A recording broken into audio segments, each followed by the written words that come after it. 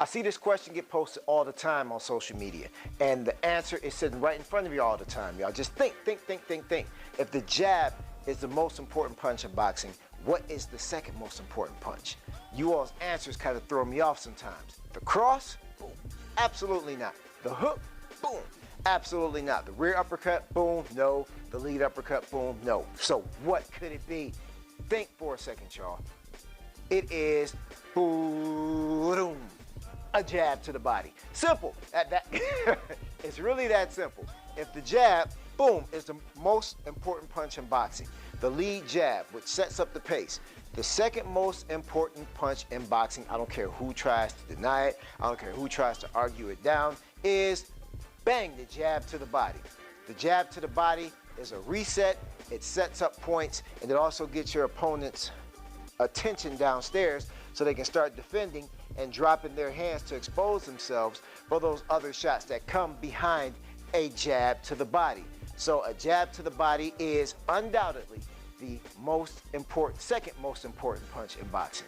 A jab upstairs is the first, a jab to the body is the second, and I'm about to show you how to throw an effective jab to the body and kind of follow up with why the other punches that everybody else gave, the cross, the hook, the uppercut or whatever, can flow smoothly behind an effective jab to the body. So let's get into the jab to the body. Body. Whoop, gotcha. So let's firstly go over a couple of common mistakes when it comes to throwing the jab to the body. Firstly, what people do when they throw a jab to the body is they stay eye level with their opponent and they punch down.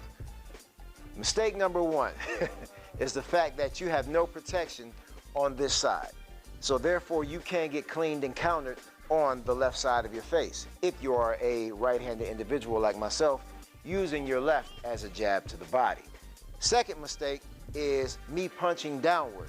With my arm punching downward, there is no backup to make sure that that jab to the body is solid and stiff. Therefore, when I make contact with my opponent, my wrist can roll, which is going to give me what? A sprained wrist. Third mistake is I took no step. So I just guaranteed that I'm going to get ate by making sure my hand dropped, making sure I'm shooting a weak shot, and there's no force behind the shot, no backup behind the shot. How to properly throw a jab to the body is make sure you're in your boxing guard first, and I'll show this in the front position in just a moment, but I want to make sure that I take a step out with my lead foot as I traject my arm, and I'm going to make sure that my body is leveled. So let's get into this position. Boom, right there. As you see, my arm is straight, it's backed up with my arm and my wrist in line. If you look also, my torso is still centered between both of my legs, and I took a left step out. So therefore, I'm not leaning over my body here. I'm not leaning backwards over my body. I still have a center position. My hand is up, and I'm backed up with my shoulder just in case a shot may come down. I can clench myself in between my jaw and my shoulder. So I step in and out. In, out. Jab to the body. In, out. Once again, make sure that your torso remains centered between your quads when you shoot this punch, and you retract here. In and out. In and out. To get used to that position, hold it when you get out there.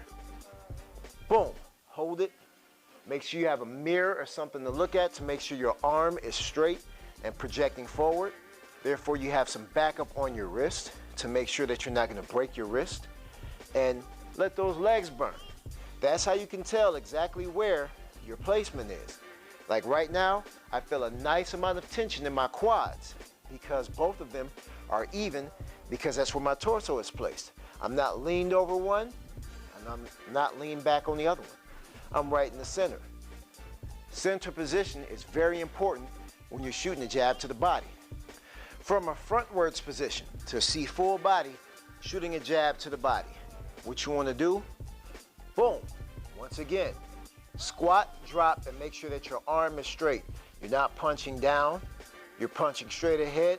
You step forward with your lead foot, and then you step back in. You step in here, and as you see, my head is semi-protected. It's dangerous work going to the body.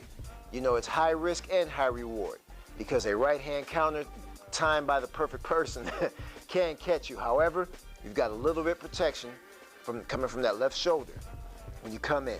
So, in and out, in and out. Like I said before, a jab to the body is either a neutralizing punch or a punch to set up other opportunities for the other punches that you guys said were the second most important punches in boxing. So no, what you want to do, how to use your jab to the body is, boom, you want to set that person up. So once they feel that jab to the body, then it's like they're getting their attention. You know, you set up a jab, boom, by throwing the jab up top, bam, jab to the body. Once you've got that jab to the body established and you start seeing them take the bait for the feints, not the feints, the contact that you're making, boom, then you can throw other shots. Boom, like the cross. Or, boom, the hook back up top. Boom, boom, the uppercut. Boom, behind it. However, you want to establish that jab to the body to make sure that they're actually taking the bait so you can see which opportunity you have. If they're blocking that jab to the body with their left elbow, what did that just expose? If they keep their head up, it's exposing the fact that you can shoot your cross across their left hand.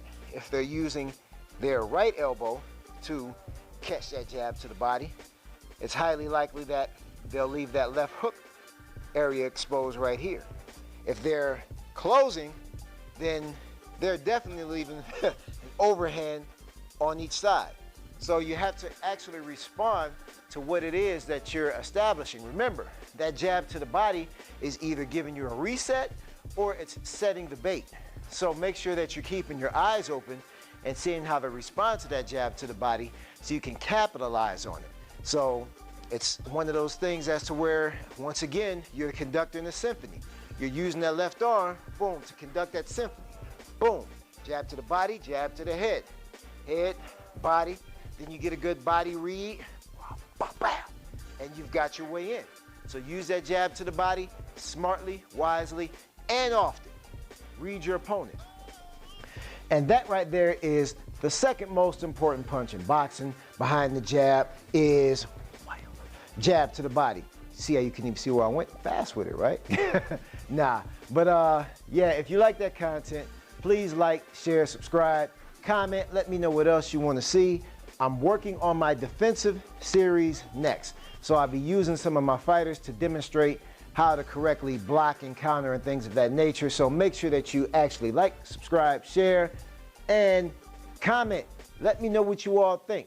Let me know what you all want to see, how I can help you or whatever the case is. And hopefully this stops y'all from making those crazy comments on other social media platforms about the cross and the hook and the uppercuts being, you know, and the overhand being the most important punch. Absolutely not. Come on, y'all. Think. They're tricking you. They're tricking you.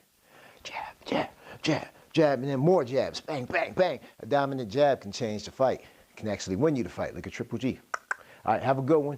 Make sure you comment, like, share, subscribe, and boom, I'll see you next time.